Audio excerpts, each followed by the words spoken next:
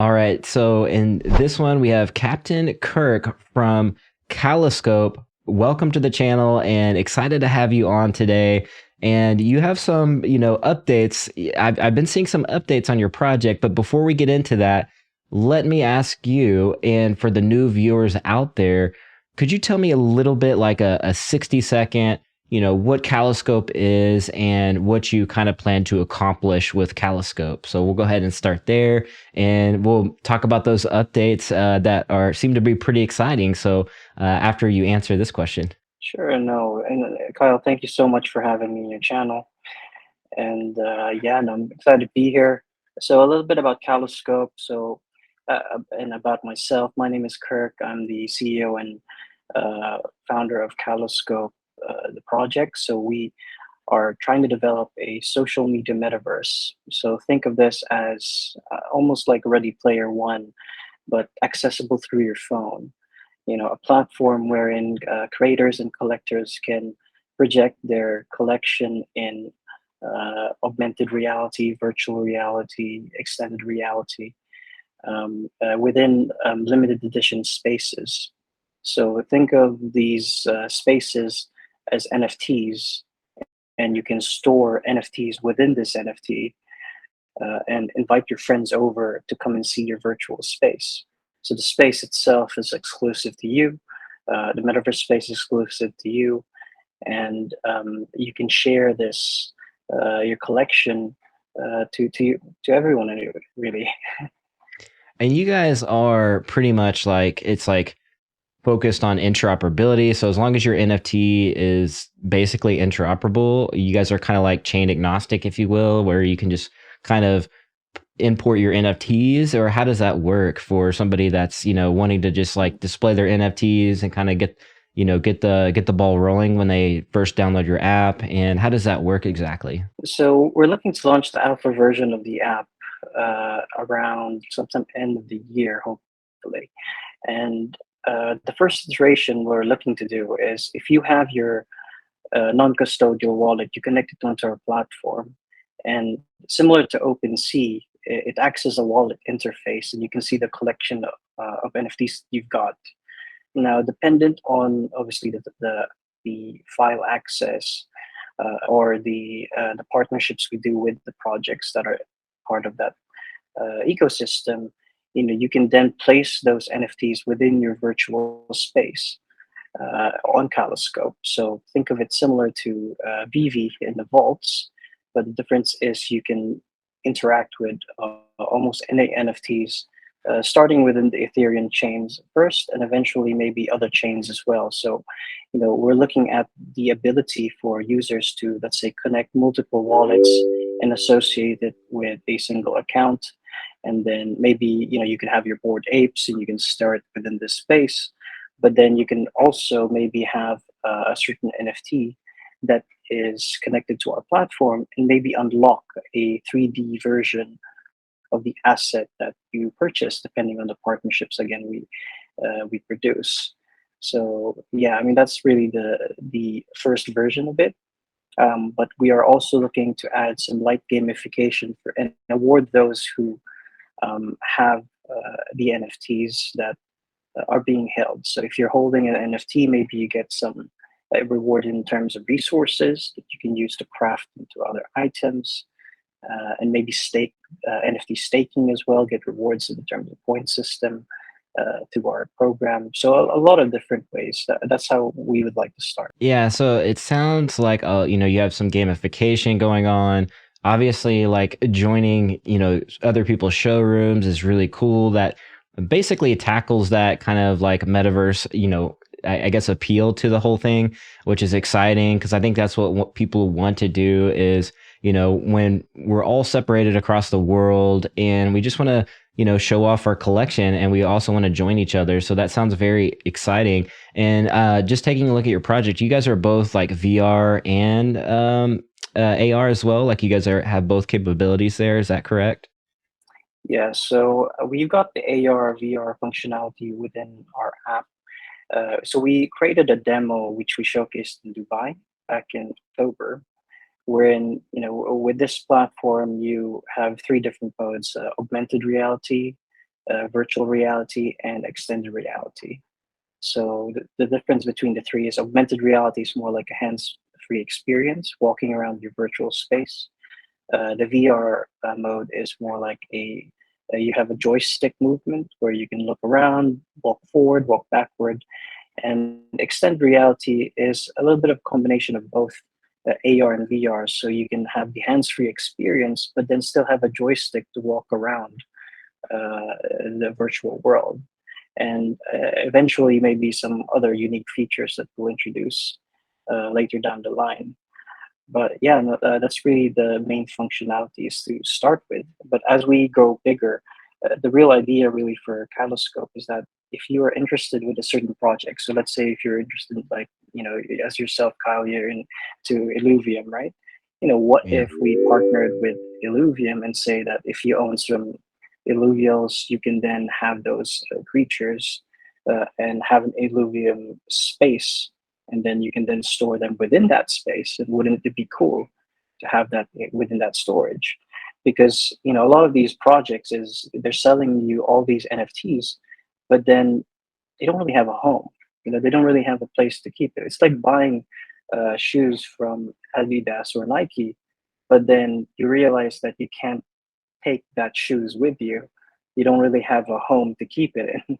So a lot of people are selling, but there's not really a place to keep it. And that's where what we're trying to solve, that one little niche of a virtual space exclusive to the user. Yeah, absolutely. And I totally agree. It definitely adds an additional layer to what you're already doing or you're already collecting, but this adds that additional layer to whatever project. Say, like you said, alluvium, where, I have all these alluvials, but maybe I want to show them off and I want to show off that collection, or maybe I just want to join my, other fellow collectors and things like that. I think that's pretty exciting to me. And obviously, yeah, like I've been on VeVe for the better part of over a year now, and I just truly enjoyed the app. And when my daughter, like, I basically showed her one of my collectibles, and she was like, she immediately like attached to that collectible. So like I can see the value for not only like my age but really all ages. And is that something you guys plan to kind of tackle, as the younger demographic, or what's your plans on that? Because I know with VeVe, Mm. I don't necessarily think that they're going after that demographic now, even though they partnered with brands like LOL and things like that. So what's your plan and rollout? Are you going to tackle a certain demographic, just the NFT space, or is it going to be like a broad approach to where, you go for really the masses? Well, I'm going to start with saying that we're going to focus on people who are collecting and creating NFTs to start.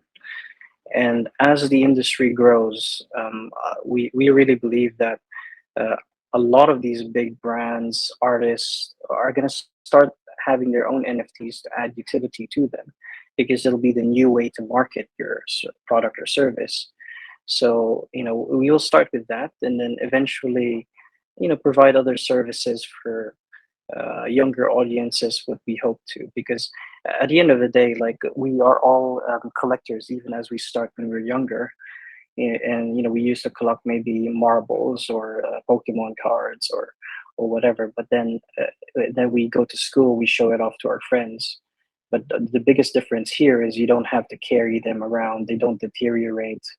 And the fact that you can liquidate those assets, potentially for capital in the form of crypto, then yeah, I mean, it'll, as the user base adopts, I would say over the next few years, we'll start with again the crypto users and NFT holders, and then eventually move into a lot more to the general masses, because it is a social media platform. It's really related to the more people looking into uh, using a media platform during the Web3 space, because we are in the next phase of building the next version of the internet, and we want to be that platform to become almost like a decentralized social force for people to utilize it into. Yeah. Yeah, I definitely see the gap in the value there. When, an experience like Kaloscope, where you're able to, like I said, immerse yourself with your NFTs, share them. And I think that's very, much missing in the marketplace right now. I know people are building up things and working towards that, but it's probably a long ways off. And it appears like, just looking at your demo, that it looks like you guys already have a working product. So that's what's kind of exciting about Kaloscope and what you guys are doing. So I did see the Oculus as well logo on there. So I think that would Yeah. be, exciting. And I don't know how long ways that's going to be, but I think that's definitely cool as well. So I mean, for us, we're already, I mean, not for Calscope, but we are already partnering up with a couple of different companies that are working on that. So a good example that we have is one of our early investors, Colossal Bit.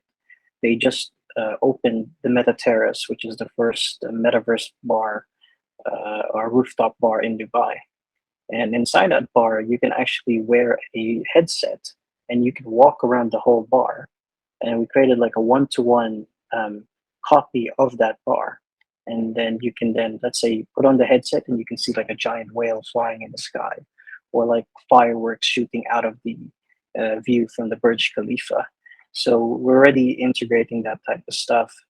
And we're also creating some new experiences as well, like integrating augmented reality menus, where when you're inside that bar, you can go there, pay in crypto, but at the same time, while you're ordering food, you can actually go check NFTs that you can purchase while you're in the bar. So very we're cool. coming up Yeah. with, yeah, so it's all about really taking that Web3 experience and give it give those accessibilities to people within that niche.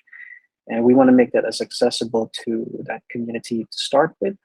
But as we grow, we're not just focused on these gamifications like what most projects do. You either sell an NFT and then suddenly come up with a game.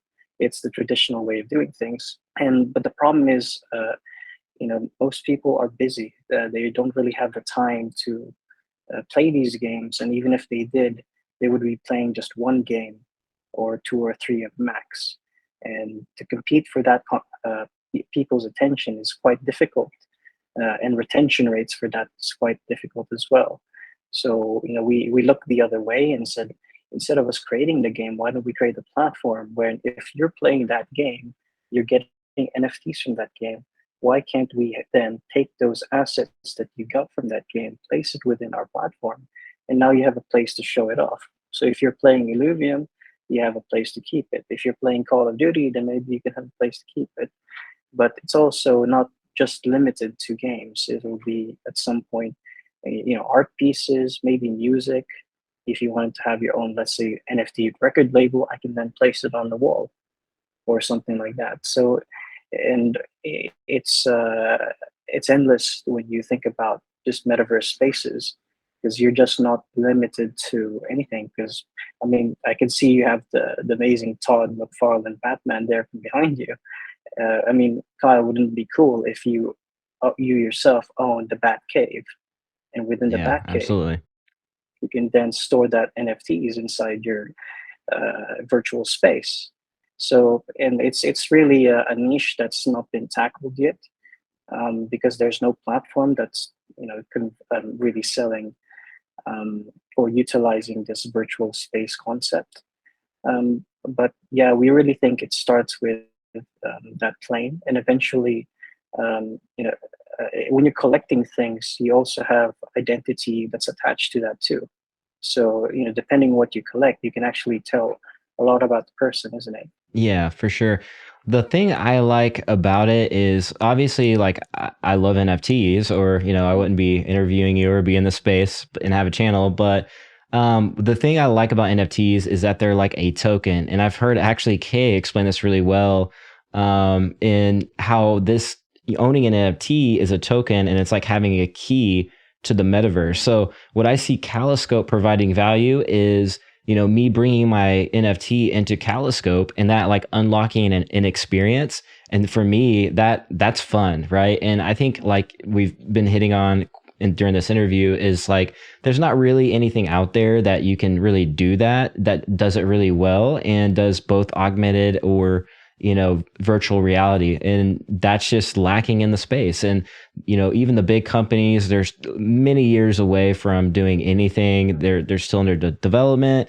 They're still going to have to face, the PR. But for like projects that are native to the NFT space or blockchain space, you have the ability to be a pioneer first, move quicker, faster, and without the headache of like PR and like all this other stuff that the big companies have to deal with. So that's what gets me really excited. And when I look at a project like Kaloscope or a business like Kaloscope, that's what gets me excited. Now, could you tell me, like, do you guys have like a token? Because I know people are going to be curious, like, how do I get involved in Kaloscope? Do you guys have NFTs? Do you guys have your own token? What does that look like? Sure. So in terms of the NFT side, we are actually partnering up with Aradina. It's a medieval metaverse game. They've just had they just secured an investment round with Animoca Brands, the guys who invested in um, the Sandbox. So they're growing quite big, and I've been seeing some of their work in terms of the game side. So we partnered up with them to produce a virtual space based on their IP, and we also developed a virtual portal based on the first ever comic book that was written by them and also by one of my team members, Dozer. So, combining the portal as the entrance to your space and the space, metaverse space itself based on the IP and brand, we combine these together, and that's what we are launching on the 30th of April at the end of this month. First NFT drop. So if anyone's interested, just head over to our Discord channel or at Twitter at Kaloscope. You'll find out more information about that, and we'll be doing some regular spaces as well to see how to get involved. And as for our token side, we are looking to do something around something. Hopefully, we're aiming at around a private investment around June, and maybe a potential token launch at around July. So we're still, again, I can't really say much because sometimes there's delays with certain things, but we will have a token, and the token will be utilizing some perks um, within our ecosystem. So even for our drop, as an example, for Aradina, if our token were out, you can then use our tokens in order to, let's say, morph two common NFTs in order to unlock a rare variant. So for example, on VeVe, you have like a common NFT, but you can then, or you have a blind backs format, but what we have is a unique concept where if you combine two common NFTs, they are both essentially burnt in order to unlock a much rarer variant. But over time, the tables were turned, and the common ones could actually become more valuable than the rarer variants just because the circulations are being burnt. There'll be less in supply. So it's really like an incentive for people who are holding versus the people who are taking the risk to get a much rare collection. And we're not even stopping there. We're even adding some extra utility to this as well. So, and when we have NFT staking onto our website, maybe you can also, our Diamond Pass and Gold Pass as an example, we will be looking to have, automatic whitelisting if you have a pass. And maybe if you stake it, you can earn certain points, and those points can then be exchanged as token allocation for our token launch at some point in, I would say, end of Q2 or early Q3. Gotcha. Yeah, I think that pretty much answers all my questions on that. Now, you are explaining the, kind of burning of NFTs, if you will. I've heard before talking about the NF trees. That's also like kind of a good cause. You guys are tackling a big issue there. Could you explain a little bit about that, your cause on that, and what that looks like? Sure. So we partner up with a company called Series Shea. It was early last year. So we're still in the process of just developing our systems for Kaloscope. But essentially, the idea was we're partnering up with the World Economic Forum in order to produce virtual NF trees, as we say, or the great NF trees. And what we do is we plan to geotag actual trees that are planted in Africa uh, together with these virtual trees. So let's say if an individual were to contribute to this cause, you will then get an exchange of, let's say, one of these NF trees. And these NF trees can then be stored in your virtual space. And maybe within your virtual space, you can get rewarded of different benefits. So maybe you get resources every single day and you earn a piece of wood. And that piece of wood, you can then craft it into a table after paying a small fee using our tokens. So it's really this sort of ecosystem that we're not just creating just a copy paste of a tree in a virtual world. When you're walking around the Kaloscope ecosystem, the first thing you think about is, wait a second, this tree is actually connected to something that's real. And so I was telling this to some people, who are inside this project of Africa, and I was telling them that, like, look, some of these people haven't gone back to Africa in a very long time. And then the fact that you're able to project this virtual tree and then telling them that it's connected to a real tree in Africa, they start to cry Mhm. because it reminds them of home, or it reminds them of some very strong memory. And we believe that it's not just going to impact individuals to contribute to a sustainable cause. We also believe that at some point, institutions might want to get involved as well, especially once we start looking into carbon credits or attaching carbon credits to virtual assets as well. So there's a really big scope for this project. So we didn't want to rush this, but it's part of the Great Green Wall Initiative. It's one of the largest carbon capture projects in the world. I think they want to grow about 1 trillion trees over the next 10 years in order to help combat climate change.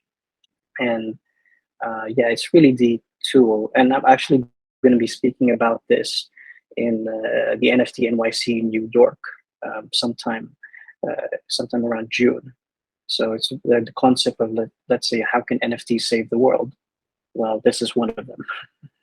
Yeah, I absolutely love that because, right now the mainstream media they're not really necessarily understanding that NFTs can actually be a great force, for humanity, especially when you look at it at this, angle and what you guys are doing. I think that's really cool. And I think it's going to be a solid, case study one day of like how you can positively impact the world using NFTs. And so for me, that's really cool. Even me on my channel, I can say, hey, look what Kaloscope did. So that does get me excited about the future for Kaloscope and kind of what you guys are doing there. Now, as far as that, so like just to hit on that, just another, I guess, layer, like, so the Green Initiative or is it the Green Belt Initiative? Is that what it's called? The Green Wall, Great Oh, the Green Green Wall. Wall. That's right. And so I'm assuming there needs to be more trees planted there, or what's the kind of problem when it comes to that? Okay, sure. So just to give you a little bit of background, I don't know if you've ever heard of Shea before. Yeah. Yeah. So Shea is a very popular uh, product used in a lot of like cosmetics, and yeah, well, the number one thing use case for it is actually chocolate. So if you actually hold a piece of chocolate in your hand, just it could actually melt. The melting point of chocolate actually just melts in your hand. So in order to maintain um, uh, well, basically like to maintain the heat so without it melting, you need to have some sort of a fatty edible food, and that's what shea is. It's what holds chocolate together. Now, a lot of countries use shea for a range of products, shampoos, skincare, as well. So what happens is this type of fruit actually takes about 40 years to grow, Mm. and fruit a seed, 40 years. And once they take these seeds, they crack it open, they turn it into butter. But in order for them to turn it into that shea butter, they actually have to cut down trees because in Africa there's actually no energy. So there's no renewable energies and stuff like that. It's still in some parts of Africa, not all of Africa, but some parts, they don't have that technology that we have. So they would have to cut down some trees to then use as wood to burn and melt down the shea. And then, yes, they make money, but then the impact of that is you're then cutting down all the ecosystems that come along with that tree. So maybe the animals that surrounding it, the shade for droughts, water systems being dried up. So there's a lot of impact, and it's over the last few years as the European and the American, the U.S. markets, crave for this, chocolates or like skincare products.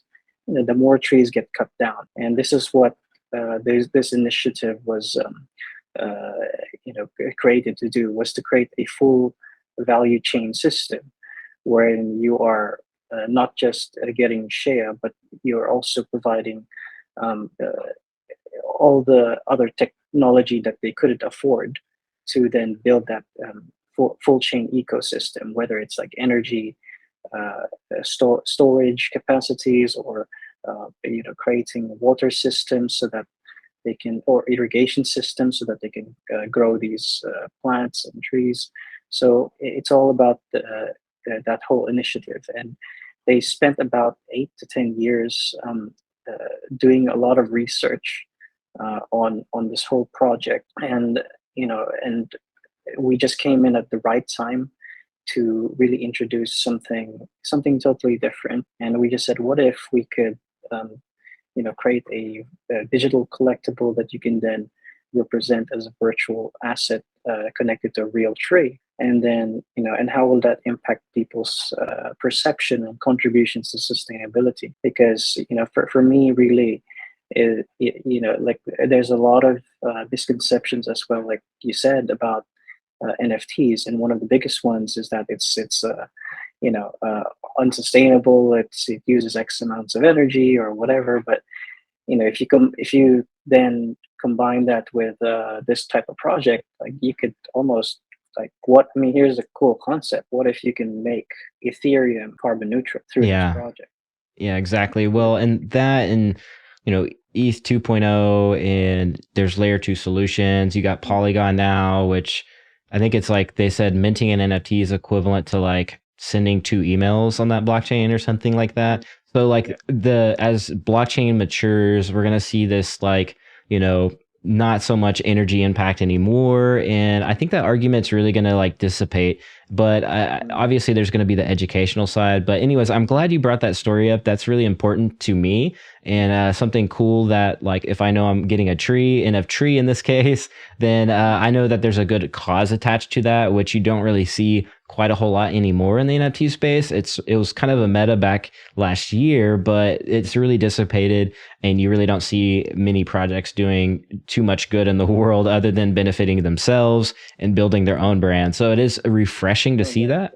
And It's a first case study. It's really a case study, just not just for sustainability, but the same model can be applied for even let's say animals or something, for animal shelters, or you're trying to raise money for for children, or anything really in that cause. Because majority of the time, like as many think, you put money onto some sort of a sustainable or charitable cause, but then you don't really see the impact of that change. But I mean, it's still, instead of getting, most of the time you get like a thank you email, and then you don't hear from them ever again, right. right? But For sure. at least for us, we are creating something that you can keep with you. And deep down, even if, let's say, the tree were to pass away, you still have a virtual version of that tree, or you remember that time where you invested on that, and then it was attached to a real one. Mhm. But it's just a nostalgia. I mean, wouldn't it be cool again? Like, you can have a full room of virtual trees, and then you can say, "Look, I'm saving the world." I love that. That's powerful. That's huge. And you don't have to like have this giant tree in your yard, or like do something crazy to show your support, literally you can show your showroom or, your portal or whatever the case may be. And by the way, are you guys going to have a shareable feature in Kaloscope, or maybe I can like snap a photo and share it to like Twitter? Is that something that's possible? Oh yeah, definitely. For us, again, it's a social media metaverse, and what we wanted to do is, I mean, we do have our own feed within the platform, and we have some unique features that we're looking to introduce, which is we call it NF tags. So you could basically tag your NFT, uh, and to claim, to make sure that to make claim that you are the owner, because as again, when you come into our platform, you're connecting your non-custodial wallet. Your non-custodial wallet is connected to the smart contract of that NFT. So then you can literally, unless you own the NFT, you can't tag it. And it's the perfect cloud. And we nicknamed it as the flex feed, because people like to flex. Yeah, I love that. And so yeah, I mean, it's all about it starts with being more social. People want to have their own identity online already. Yeah, even in Instagram, you have your own personality, or even as a content creator like yourself, everybody's a personality. But then if you take it up to the next level, wherein you are now a virtual representation of yourself. So you don't have to be human. You could be a dragon. You could be I don't know, a pixie, whatever whoever or whatever you want to be. In this virtual world, this is who you are, and I feel like even diversity would just sort of dissipate, because everybody's different. And you could express, it's really the new way to express yourself and create that create a new identity in the virtual world, really. Yeah, absolutely. So, my last question here would be, if basically a big brand or IP or, a platform or somebody like Ardina that, by the way, they were like the record like fastest sold out project or something crazy like that. Is that, but, Oh, it's only like 20 minutes or something. yeah, It's it's just crazy. something wild, but it was super quick. But yeah, if somebody like a project or platform or brand came to you, are you guys like sort of a one-stop shop? So like if somebody's watching, like what would your answer be to that? Like, are you one-stop shop to say I could say, hey, could you build me this like experience portal and for my platform, my brand? Is that you guys? Like what's your answer to that? Mm.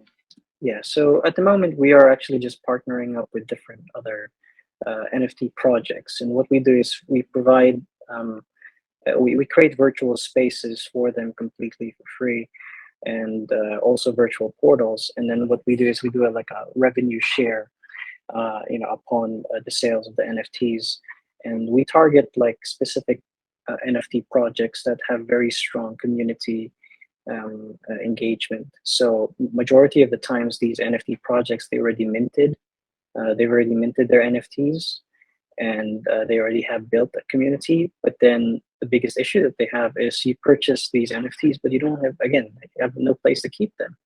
So us being a metaverse platform, it's like we are like an added value on top of the stuff that they already purchased.